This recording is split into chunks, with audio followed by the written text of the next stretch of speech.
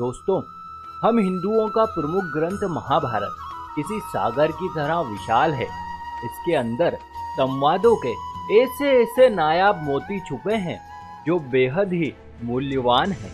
इसमें कुछ संवाद महर्षि व्यास द्वारा प्रस्तुत किए गए हैं, तो वहीं कुछ सदियों पुरानी लोक कथाओं के रूप में कहे जाते हैं।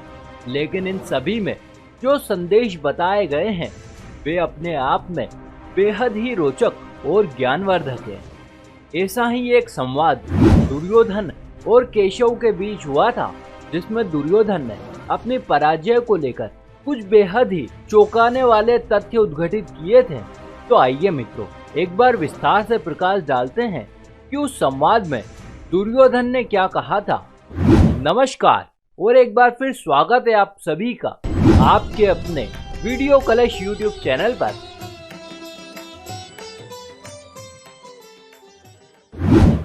महाभारत का महायुद्ध अब समाप्त हो चुका था। चारों ओर शव और अस्त्र शस्त्र बिखरे पड़े थे। जंगा टूट जाने के कारण दुर्योधन तकलीफ से कर्रा रहा था। वो बड़ी ही मुश्किल से अपनी अंतिम सांसें ले रहा था, परंतु इतनी भीषण शत्रुता होने के बावजूद भी उसे इसी स्थिति में देखकर सभी पांडव द्रवित हो उठे। वे उसके आसपास जमा हो गए। तब दुर्योधन ने अपने चारों ओर शत्रुओं को देखा, किंतु अब देर बहुत हो चुकी थी। तभी उसने अपनी 3 उंगलियां उठाई, लेकिन कोई भी उसके इस संकेत को समझ नहीं पाया। तत्पश्चात वासुदेव ने पांडवों से कहा कि शायद दुर्योधन अपने अंतिम समय में उनसे कुछ कहना चाहता है। वे दुर्योधन के पास गए और उससे उस संकेत का अर्थ पूछा। तब दुर्योधन ने कर्राते हुए कहा कि हे मधुसूदन, भीम और अन्य पांडव इस बात पर प्रसन्न हो रहे हैं कि उन्होंने मुझे पराजित कर दिया, किंतु उन्हें ये ज्ञात नहीं है कि ये पराजय मेरी स्वयं की भूल का ही एक परिणाम है। हालांकि मैंने इस युद्ध में कई गलतियां की हैं, किंतु इनमें 3 गलतियां ऐसी हैं जिसके कारण मैं इस युद्ध को हार चुका हूँ, और संभवतः यदि मैं वो गलतियां नहीं करता तो मुझे पराजित कर पाना लगभग असंभव था। इस पर केशव ने उससे इन 3 गलतियों के बारे में पूछा। तत्पश्चात उसने बताया कि मैंने आपकी अपेक्षा आपकी सेना को अधिक ताकतवर समझने की पहली गलती की।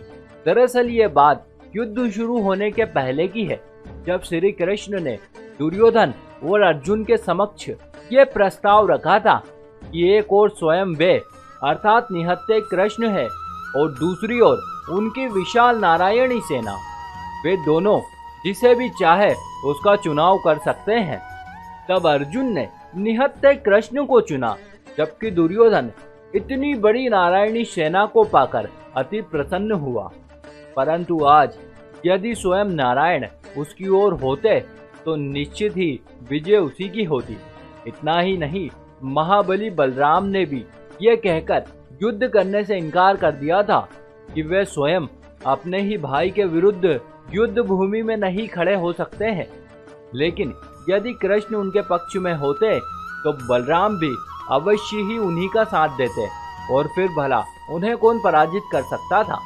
उसके बाद उसने अपनी दूसरी भूल बताई और कहा कि वो युद्ध नीति को लेकर स्वयं की अपेक्षा अपने सेनापतियों पर ज्यादा निर्भर रहा। सर्वप्रथम गंगापुत्र भीष्म जैसे सेनापति को पाकर वो निश्चिंत हो गया कि भला युद्ध में उन्हें कौन हरा सकता है, किंतु देवयोग से उनका भी पराभव हुआ। यही गलती उसने गुरु द्रोण और अंगराज कर्ण जैसे सेनापति को पाकर भी की। अगर वो युद्ध में पहले ही उतरता तो कदाचित रणभूमि का हाल ज्यादा अच्छे से जान पाता और उसकी पकड़ युद्ध पर और भी कड़ी होती। इसके बाद सबसे अंत में उसने माधव के समक्ष अपनी तीसरी गलती का बखान करते हुए बताया कि यदि वो अपनी माता की बात मानता तो आज उसका संपूर्ण शरीर वज्र के समान मजबूत होता, और फिर उसे भीम जैसे बलशाली योद्धा भी युद्ध में पराजित नहीं कर सकते थे। दरअसल इसके पीछे की कथा ये थी कि दुर्योधन की माता गांधारी परम शिव भक्त थी, जिससे कि उन्हें यह वरदान प्राप्त था कि जब भी वे अपने नेत्र की पट्टी खोलकर जिस किसी पर भी दृष्टि डालेंगी उसका शरीर वज्र के समान मजबूत हो जाएगा। और इसी के चलते वे दुर्योधन से कहती है कि वो गंगा नदी में स्नान करके सीधे उनकी दृष्टि के सामने उपस्थित हो जाए, ताकि वे पट्टी खोलकर उसे वज्र के समान मजबूत बना सके। ऐसी दशा में उसके शरीर पर कोई भी वस्त्र नहीं होना चाहिए था। इस पर दुर्योधन भी अपनी माता के इस प्रस्ताव को सहर्ष ही स्वीकार कर लेता है, परंतु लीलाधर से इसकी चर्चा करने के पश्चात वो अपने विचार बदल लेता है और पूर्ण रूप से निर्वस्त्र जाने के बजाय अपने गुप्त अंगों को केले के पत्तों से ढककर उपस्थित हो जाता है। तत्पश्चात जैसे ही माता गांधारी अपने नेत्र से पट्टी हटाती है तो उसका संपूर्ण शरीर वज्र के समान हो जाता है, परंतु ढका हुआ शरीर पहले की तरह ही रहता है। इसी वजह से भीम गदा युद्ध में उसे पराजित कर पाते हैं। अंततः वासुदेव कहते हैं कि हे दुर्योधन, तुम्हारी ये 3 गलतियां कदाचित युद्ध के परिणाम के लिए भले ही निर्णायक सिद्ध हो सकती थी, किंतु तुम्हारी पराजय तभी से आरंभ हो गई थी जब तुमने धर्म के मार्ग को छोड़कर अधर्म के मार्ग को अपनाया था। अतः हे वीर, अब जय पराजय का प्रलाप छोड़ो और शांत मन से स्वर्ग की ओर प्रस्थान करो, इसी में तुम्हारा प्रारब्ध निहित है। तो दोस्तों, अब तो आप जान ही गए होंगे कि किस प्रकार से अधर्म का मार्ग हमें पराजय और मृत्यु की ओर ले जाता है, जबकि धर्म का मार्ग हमें सदैव जीवन और अमरता प्रदान करता है। इसी के साथ हमारी ये कथा भी यहीं समाप्त होती है। हम उम्मीद करते हैं कि आपको ये जानकारी जरूर अच्छी लगी होगी।